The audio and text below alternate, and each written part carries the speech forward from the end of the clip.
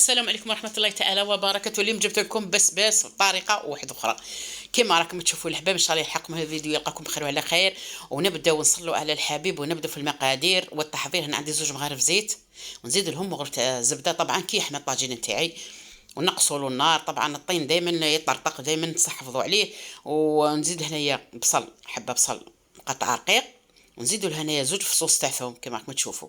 نزيد لهم 2 فصوص تاع ثوم، ونقلب البصل تاعنا هذاك حتى يذبل. وعندي استيس، عندي التدبيره. الطاجين كي يعود مشمخ من برا ما تحطوش النار ديريكت، خلوه حتى ينشف ولا ما تغسلوش من برا باش ما يتكسر لكمش، ما يطرطقش. هذه تدبيره من عندي. ونقلوا هذاك البصل مليح مليح مليح على نار قليله. وبعد نزيدوا هنايا عندي نص تاع صدر تاع الدجاج، نزيدوه ونحمروه مليح.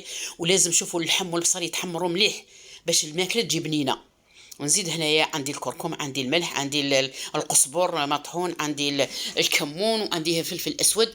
ونخلطوا مليح مليح. ولي زيبيس اللي نسيت راكم تشوفوا فيها في الصوره راني ننسى لي زيبيس. نقلوا مليح مليح خاطر راه الفيديو راني نجري فيه الله غالب.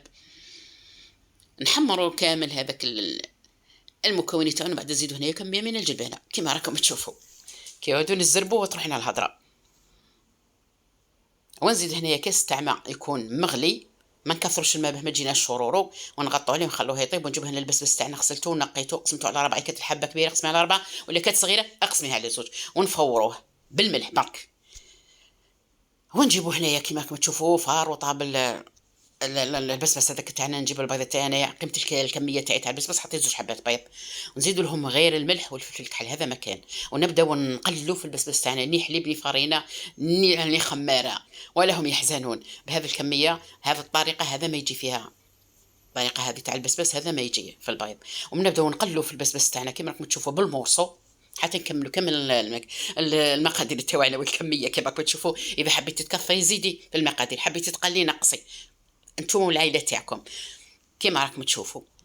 نقلوه يجي طيب طيب طيب، بنين بنين يقطر بالبنه. المهم ما ديروش عليا وخلاص تروح لي الهضره. هنا نقدموه كما راكم تشوفوا، ولا اروى العين تاكل قبل الفم، ومعصره تاع قارص وشهيتكم في الجنه.